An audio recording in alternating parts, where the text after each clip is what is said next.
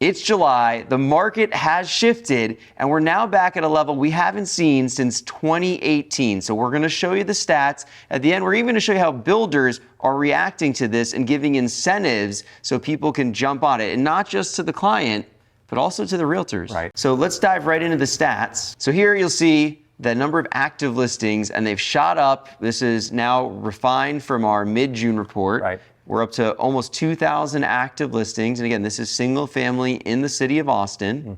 And what does that mean for our monthly housing inventory? This is shocking. We're up to 2.3 months. Well, we knew it was going to happen. We weren't sure when it would happen, but here we are. So 1,970 active listings. In the past 30 days, David, the number of sales has dropped off to 857. That's a 2.3 month inventory. We look at the longer trend, the 12-month average number of sales per month, almost exactly the same as over the past 3 months, right at just over a 2-month inventory. The number of sales per month is deaccelerating, which is part of why the inventory goes up. Correct. Because the inventory is a function of how many listings there are and how many are selling. Yeah, it's all about the absorption. Just looking at the number of listings per month or the number of sales per month really leaves you without all of the data. It's the interaction, the supply and demand that ultimately we're going to be measuring throughout this. Let's look at the 30-day monthly housing inventory, Right. MHI.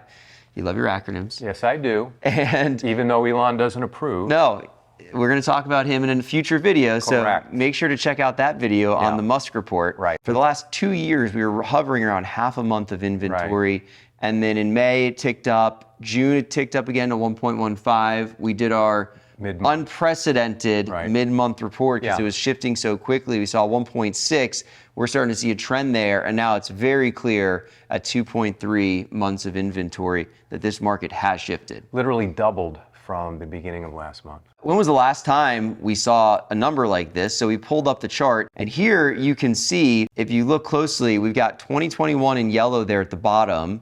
And so inventory was at all-time lows. At the beginning of the year of red, so that's 2022, you can see it starts going up pretty drastically.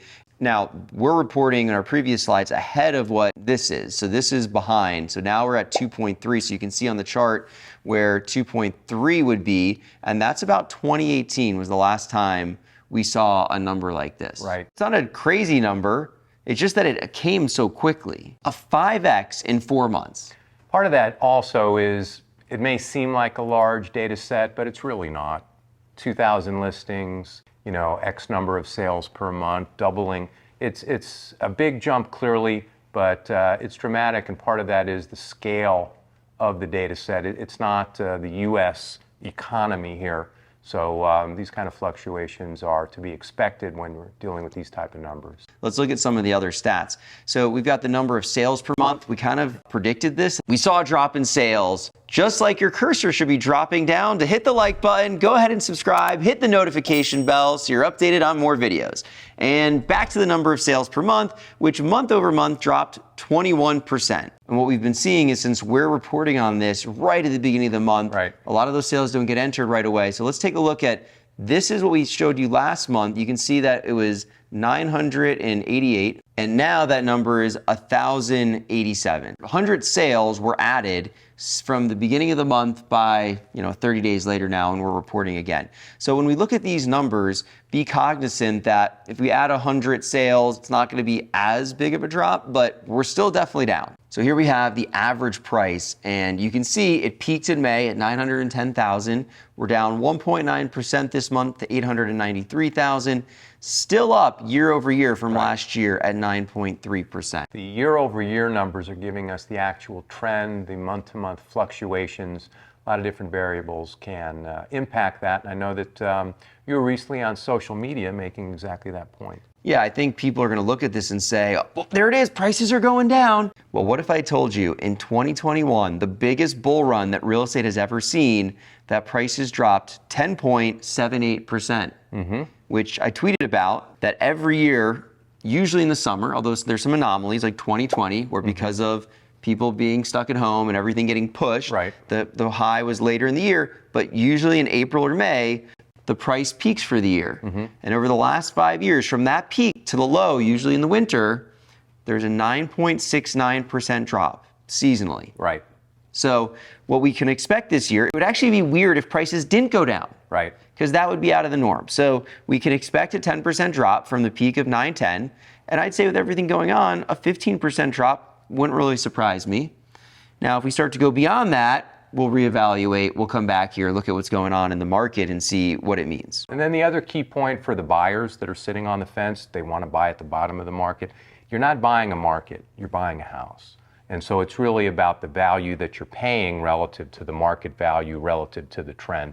So there's a lot of layers upon layers when you're making decisions on, is this the right time to buy a home? And remember that real estate is hyper-local. Correct. So even though we're reporting the city, it goes down to the neighborhood level. Right. Because we anecdotally just heard a story of a house in Zilker that went listed at 1.2, ended up getting a really strong offer the first day that was over asking, and they basically set a deadline the same day, and they took it. So they could have gone to multiple offers. They've given it some time. So even, and this is just a couple days ago, so even in this market, there's still areas that are really tight on inventory. So now we're looking at something that is kind of showing us some stability, if you will. 10 days last year to sell, 12 days this year. Clearly a 20% increase, but is it meaningful? I don't really think so. And then the month to month is the same, 12 days on market last month, 12 days on market this month. Really is kind of an underlying indicator of the stability of the market. Yeah, and if you look back over the last couple of years, 30 days is not out of the norm. Right. So sellers are in this mode where like, it didn't sell over the weekend. Oh no, the market's crashing. But we're just going back to something that's a little bit more normal at this point. 30 days is not out of the norm for an average. So we'll see this tick up. If it was hitting the October 50 that we saw a couple of years ago, I wouldn't be that surprised. I mean, historically, when you look at days to sell, 12 days, 10 days is a ridiculously low number. 30 days is still a low number. This is just still really great, strong seller's market, even though we are moving towards a balanced market. We've been bemoaning the lack of supply, and now look at this. More new listings in the month of June 2022 than previous past 5 years, and I'm sure going back even further. Yeah, so that's great for people that are looking, lots of options. And I would be curious, we have all these new people deciding they're going to put their house on the market. If you have just put your house on the market or you're thinking about it, comment below and let us know why. Like, has something changed? Was there something going on last year that didn't allow you? Now you decided now it's the right time. I'm just curious to understand, why people are putting their house on the market at a higher rate this month than we've seen in a long time. Yeah.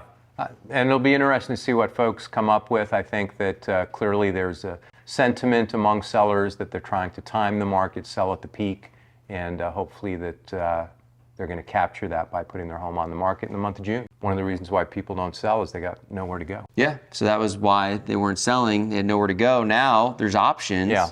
And so maybe it's time to upgrade. They're okay with getting a much higher interest rate. I mean, that's where people have to do the math. Anecdotally, I had somebody reach out to me that they were under contract and they were like, well, shoot, like if prices are going to go down, there's more options. Should I buy this house right now? They had an option to walk away. And then they had to do the math. Like, well, if I walk away and wait 2 months to find something at a lower price, but interest rates go up further and it ends up costing me the same, does it really even matter? Right. And they decided, well, you know what? We're already under contract on this and we like it. We don't necessarily need to try to eke out like the perfect situation. They decided to just move forward. We've heard over the past couple of years, why aren't sellers selling? Well, where are they going to go? That dynamic is changing, and we're seeing evidence of it right here with the listing inventory barometer, which clearly has reflected the movement towards a balanced market. And we've had our biggest oversupply, if you will, in the final full week of June. 479 new listings, 165 pending sales. That's almost 3 times the inventory needed to handle the demand. I was curious to see this because I wanted to see the numerator, new listings, denominator, pending sales. How are they impacted? So it's both. Like we got new listings are up higher than they've been. Yes. Pending sales are down a little bit lower than they've been. Right. You look back over the last 13 weeks here, the lowest number of pending sales. So this isn't a one-sided equation. Exactly. It's less people buying, more people listing. The direction of the market is moving towards a balanced market, and the beauty of the barometer is it's giving us the velocity. So clearly we're picking up momentum here.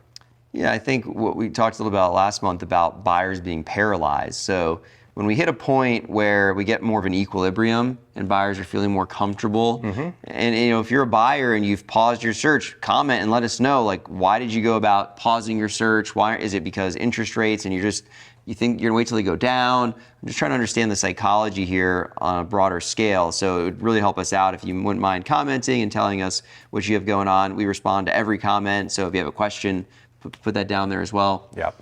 Love to hear what's going on in your real estate adventure.